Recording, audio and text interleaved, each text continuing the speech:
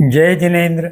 Jain soul इस मेरे channel पे आप हमारे वीडियो देखने के पश्चात लाइक करें, सब्सक्राइब करें और नोटिफिकेशन बेल आइकॉन दबाएं, जिससे आपको हमारे वीडियो की सूचना सबसे पहले प्राप्त होगी। और आप हमें हमारे वीडियो के नीचे दिए गए पेज पर भी फॉलो कर सकते हैं। जय जिनेन्द्र। आहार शरीर के लिए आवश्यक है। शाकाहार यह मनुष्य प्राणी के शरीर क्रिया रचना अर्थात फिजियोलॉजी के अनुकूल है और आवश्यकता से अधिक नहीं खाना यह महत्वपूर्ण है। इन बातों पर हमने इसके पहले विचार किया। अब हम इसी को आगे बढ़ाते हुए अन्य मुद्दों पर विचार करेंगे। आगे का मुद्दा है कैसा आहार खाना चाहिए। तो उसके लिए महत्वपूर्ण बातें जो है वे हम संक्षेप में समझने का प्रयास करेंगे। सर्वप्रथम आहार पोषक होना चाहिए, तभी जाके उसका ग्रहण करना लाभदायक हो सकता है। अब अगर शरीर का पोषण सही पद्धति से करना है तो आहार एक तो ताज़ा होना चाहिए, सात्विक होना चाहिए अर्थात जिसमें सत्वों का समावेश है, संतुलित होना चाहिए अर्थात जो मूलभूत पदार्थ जैसे पिष्ट, स्निग्ध और प्रथिन, इनके साथ खनिज, इन मूलभूत द्रव्यों में जीवन सत्वों के साथ वह आहार होना चाहिए। जहाँ तक संभव हो स्थानीय खाद्य पदार्थों से बना हुआ आहार लेना चाहिए, क्योंकि अन्य देश के अन्य क्षेत्र के खाद्य पदार्थों में वहाँ के वातावरण का प्रभाव रहता है और इसलिए वह खाद्य पदार्थ हमारे लिए हम जिस वातावरण में रहते हैं उसमें उतने पोषक नहीं रहेंगे। कुछ पदार्थ तो मनुष्य के स्वास्थ्य के लिए हानिकारक भी हो सकते हैं। भोजन या आहार ऋतु के अनुकूल होना चाहिए, अर्थात जब गर्मी का हवामान हो तब कुछ शीत पदार्थ या शीतता उत्पन्न करने वाले पदार्थ ग्रहण करना चाहिए और आहार पक्व होना चाहिए, कच्चा नहीं, आधा कच्चा नहीं। इस प्रकार आहार लेने से शरीर का पोषण संतुलित हो सकता है। अब आगे का प्रश्न है कहाँ खाना चाहिए। भौतिक दृष्टि से देखा जाए तो ऐसा स्थान हो जहाँ हिंसा नहीं होती हो और इसमें जब हम किसी भोज के लिए निमंत्रित होते हैं जैसे विवाह समारोह में, तो वहाँ पर अगर हरियाली पर घूमते हुए भोजन खाया जाता है तो वह निर्वद्य भोजन नहीं हो सकता, क्योंकि हरी घास में कई प्रकार के सूक्ष्म और आँखों से दिखने वाले जीव पनपते हैं, जन्मते हैं और जो कीट वहाँ उत्पन्न होते हैं वे विविध अवस्थाओं से गुजरते हैं, वे अवस्थाएं हरित घास में भीतर या नीचे चलती है और उस पर चलने से उनका प्राणघात हो सकता है। स्थान स्वच्छ हो यह तो स्वाभाविक बात है, क्योंकि जो आरोग्य स्थिति है वह स्वच्छता पर निर्भर है। और आध्यात्मिक दृष्टि से अगर देखा जाए तो मन का विचार भूलना चाहिए, तब जाके चित्त भोजन पर एकाग्र हो सकता है। कुछ लोग भोजन करते समय मोबाइल देखना, टीवी देखना, बातचीत करना आदि व्यवधान लाने वाले कार्य करते रहते हैं। यह नहीं होना चाहिए। और जब चित्त एकाग्र होता है और अंतःकरण प्रफुल्ल होता है, तब जाकर हम जो भोजन खा रहे हैं वह पोषक बनेगा। अब आगे का प्रश्न है, आहार कब लेना चाहिए? तो प्राथमिक बात यह है कि भूख लगे तब ही आहार ग्रहण करना चाहिए। कई बार हम केवल आदत के कारण खाना खाने का समय हो गया इसलिए खाना खा लेते हैं। आवश्यक नहीं कि वह काल ठीक हो, क्योंकि हो सकता है आपको पहले जो खाया था उसका अपच हुआ है, या कभी खट्टी डकारे आ रही है, तो ये व्याधि की अवस्था है। और भूख न लगने पर भी केवल मानसिक संवेदन के कारण हम आदत के अनुसार खा लेते हैं। यह नहीं करना चाहिए। आहार केवल दिन में ही ग्रहण करना चाहिए।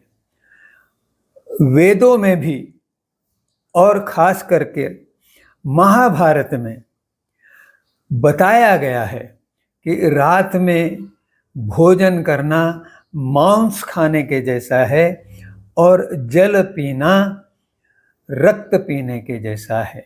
उसके पश्चात व्यक्ति की जो अवस्था है, मानसिक या चैतसिक, वह कषाय रहित होनी चाहिए। इसका अर्थ यह है कि क्रोध आदि जो कषाय है वे अगर मन में उस समय स्थित हो तो ऐसी अवस्था में भोजन नहीं करना चाहिए। कई बार ऐसा होता है कि हमें किसी के अभद्र व्यवहार के कारण क्रोध आता है और उसके तुरंत पश्चात वह व्यक्ति चला जाने के बाद हम खाना खाने बैठ जाते हैं, पर यह खाद्य शरीर के लिए पोषक नहीं होता। आधुनिक विज्ञान ने एक प्रयोग किया था कि क्रोधित माँ भयंकर क्रोध की अवस्था में हो, उस समय अगर उसका शिशु उससे दुग्धपान करता है तो यहाँ तक देखा गया है कि शिशु की मृत्यु हो गई है। भोजन के प्रति और भोजन बनाने वाले के प्रति आदर भाव होना चाहिए। और जब हम आहार ग्रहण कर रहे हैं तब हमारे अंतःकरण में, आत्म में प्रसन्नता होनी चाहिए। दुखी अवस्था में खाना ग्रहण करना अच्छी बात नहीं है। अब आगे का प्रश्न है, आहार कैसे खाया जाए?